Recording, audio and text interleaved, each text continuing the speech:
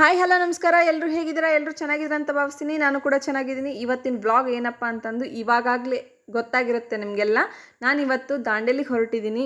ಅಲ್ಲಿ ಏನೇನು ಮಾಡ್ತೀನಿ ಅನ್ನೋದನ್ನು ನೀವು ಕೂಡ ನೋಡಬೇಕಾ? ಬನ್ನಿ ನೋಡೋಣ ಇವತ್ತೇನೇನು. ಆ್ಯಂಡ್ ನಾವು ಹೋಗಿರೋದು 9ನೇ ತಾರೀಕು. ನಾನಿವತ್ತು ವ್ಲಾಗ್ ಹಾಕ್ತಿರೋದು ತುಂಬ ಲೇಟ್ ಆಯಿತು. ಬಿಕಾಸ್ ನನ್ನ ಎಕ್ಸಾಮ್ಸ್ ಇದ್ದ ಕಾರಣ ನಾನು ಯಾವುದೇ ರೀತಿಯ ಲಾಂಗ್ ವ್ಲಾಗ್ಗಳನ್ನು ಅಪ್ಲೋಡ್ ಮಾಡಿದ್ದಿಲ್ಲ. ಹಾಗಾಗಿ ಇವತ್ತು ನಾನು ಅಪ್ಲೋಡ್ ಮಾಡಿ ಮಧ್ಯಾಹ್ನ 12 ಗಂಟೆಗೆ ನಾವು ನಮ್ಮೂರು ಬಿಟ್ವಿ. ಸಂಜೆ 5 o'clock ಆಗಿತ್ತು ನಾವು ಹುಬ್ಳಿ ರೀಚ್ ಆಗೋಷ್ಟರಲ್ಲಿ. ಹುಬ್ಳಿಯಲ್ಲೇ ನಾವು ಅವತ್ತೊಂದು ದಿನ ಇರಬೇಕಾಗಿತ್ತು. ಹಾಗಾಗಿ ನಾವು ಲಾಡ್ಜ್ನಲ್ಲೇ ಅವತ್ತು ಒನ್ ಡೇ ಫುಲ್ ಅಲ್ಲೇ ಇದ್ವಿ. ಇದೇ ನೋಡಿ ನಾವಿದ್ದ ಹುಬ್ಳಿಯಲ್ಲಿ ಇರುವ ಲಾಡ್ಜ್ ಚೆನ್ನಾಗಿತ್ತು, ನನಗಿಷ್ಟ ಆಯಿತು. ಯಾವುದೇ ತೊಂದರೆನ ಆಗಲಿಲ್ಲ, ಎಲ್ಲ ರೂಮಿಗೆ ಸರ್ವ್ ಆಗ್ತಿತ್ತು. ಒನ್ ಟೈಮ್ ನೋಡ್ಕೊಂಬಿಡಿ ಹೇಗಿದೆ ಅಂತ ರೂಮ್.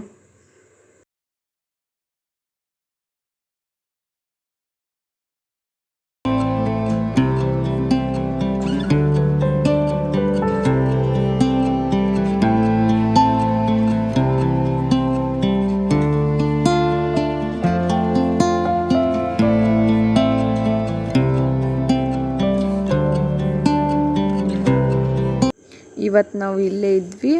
ನೈಟ್ ಪ್ಲೇನ್ ಊಟನೇ ಮಾಡಿದ್ವಿ. ಪಪ್ಪ ಕೂಡ ಬಂದಿದ್ದರು.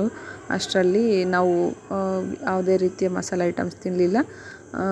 ಪ್ಲೇನ್ ಊಟ ಮಾಡಿಕೊಂಡು ಬೆಳಗ್ಗೆ ಬೇಗನೆ ಎದ್ದು ಹೋಗ್ಬೇಕಂತ ಅಂದ್ಕೊಂಡು ನಾವು 8 o'clock ಅನ್ನೋಷ್ಟಿಗೆ ಇಲ್ಲಿಂದ ಚೆಕ್ಔಟ್ ಆಗಬೇಕಂತ ಅಂದ್ಕೊಂಡಿದ್ವಿ. ಬಟ್ ಆಗಲಿಲ್ಲ. 8:30 ಆಗೋಯ್ತು. ಸಿದ್ಧಾರ್ಥ ಸ್ವಲ್ಪ ಲೇಟಾಗಿದ್ದ, ಹಾಗಾಗಿ ಅವನಿಂದನೇ ಸ್ವಲ್ಪ ಲೇಟಾಗೋಯ್ತು. ನಡುವೆ ದಾರಿಯಲ್ಲಿ ಎಲ್ಲಾದರೂ ಟಿಫನ್ ಮಾಡ್ಕೊಳ್ಳೋಣ ಅಂತಂದ್ಬಿಟ್ಟು ನಾವೇನು ಇಲ್ಲೇ ಟಿಫನ್ ಮಾಡಲಿಲ್ಲ. ಹಂಗಾಗಿ ಬಿಟ್ಬಿಟ್ವಿ ಇಲ್ಲಿ ಬೇಗನೆ. 8:30 ಆಯಿತು. ಅಲ್ಲಿ 10 o'clock ನಮ್ಮ ರೆಸಾರ್ಟ್ ಬುಕ್ಕಿಂಗ್ ಇತ್ತು ಅಲ್ಲಿ. ಹಂಗಾಗಿ ಇಲ್ಲಿಂದ ಹೋಗ್ಬೇಕಂತ ಅಂದ್ಕೊಂಡ್ವಿ.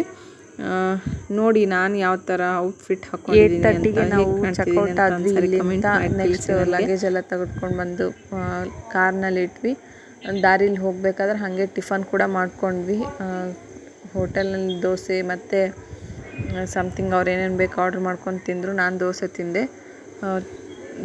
ಟ್ರಾವಲ್ ಮಾತ್ರ ಹೋಗಬೇಕಾದ್ರೆ ತುಂಬ ಖುಷಿ ಕೊಡುತ್ತೆ. ದಾಂಡೇಲಿಗೆ ಹೋಗಬೇಕಾದ್ರೆ ಎಲ್ಲ ಫುಲ್ಲು ಜಂಗಲ್, ಗಿಡಗಳು ಫುಲ್ ಹಾಗೆ ಕಾಣ್ತವೆ. ನನಗೆ ಮಾತ್ರ ತುಂಬ ಖುಷಿ ಆಯಿತು. ನೋಡ್ತಿರ್ಬೋದಲ್ಲ, ನಿಮ್ಗೆ ಕಾಣ್ತಿದೆ.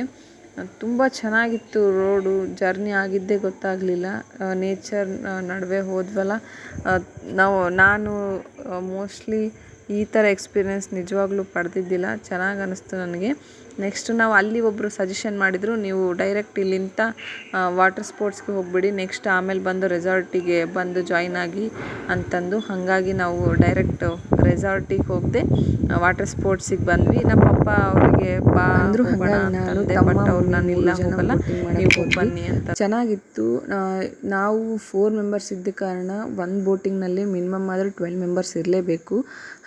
ಎಲ್ಲರೂ ಅದಕ್ಕೆ ನಾವೇನು ಮಾಡಿದ್ವಿ, 3 ಅಥವಾ 3 members 4 members ಇರೋ ಫ್ಯಾಮ್ಲೀಸ್ಗಳನ್ನು ಒಟ್ಟಿಗೆ ಒಂದು ಬೋಟಿಂಗ್ನಲ್ಲಿ ನಮ್ಗೆ ಕರ್ಕೊಂಡು ಹೋದರು. ಆ್ಯಕ್ಚುಲಿ ಚೆನ್ನಾಗಿ ಅನ್ನಿಸ್ತು. ಎಲ್ಲರೂ ಬೇರೆ ಬೇರೆ ಫ್ಯಾಮ್ಲಿ ಜೊತೆಗೆ ನಾವು ಬೋಟಿಂಗ್ ಮಾಡಿರುವಂಥದ್ದು. ವಾಟರ್ ಸ್ಪೋರ್ಟ್ಸ್ನೆಲ್ಲ ಕಂಪ್ಲೀಟ್ ಮಾಡಿಕೊಂಡು ಅಲ್ಲಿಂದ ನಾವು ರೆಸಾರ್ಟಿಗೆ ಹೊರಡೋಣ ಅಂತಂದು ಹೊರಟ್ವಿ. ಏನಂದರೆ ದಾಂಡೇಲಿಯಿಂದ ನಾವು ವಾಟರ್ ಸ್ಪೋರ್ಟ್ಸ್ ಏನು ಆಡ್ತೀವಿ ಆ ರೆಸಾರ್ಟ್ವರೆಗೂ 25 kilometers ಇತ್ತು. ಅದೇ ಸ್ವಲ್ಪ ಬೇಜಾರು ಅನ್ನಿಸ್ತು. ಭಾಳ ಜರ್ನಿ ಆಗಿಬಿಡ್ತು. ದಾರಿಲಿ ಬರಬೇಕಾದ್ರೆ ಒಂದು ಬ್ರಿಡ್ಜ್ ಇತ್ತು, ಕಾಳಿ ರಿವರ್ದು. ತುಂಬ ಚೆನ್ನಾಗಿತ್ತು. ನಾನು ತೋರಿಸ್ತಿದ್ದೀನಲ್ಲ, ಅಲ್ಲೇ ವಾಟರ್ ಸ್ಪೋರ್ಟ್ಸ್ ಎಲ್ಲ ಇತ್ತು. ಸ್ವಲ್ಪ ಬ್ಲರ್ ಆಗಿದೆ, ಬಟ್ ತುಂಬ ಚೆನ್ನಾಗೇ ಇತ್ತು. ನೆಕ್ಸ್ಟು ಕಂಟಿನ್ಯೂ ವ್ಲಾಗ್ನ ನಾನು ಸೆಕೆಂಡ್ ಡೇನ ಇನ್ನೊಂದು ವ್ಲಾಗ್ನಲ್ಲಿ ಹಾಕಿರ್ತೀನಿ. Thank you for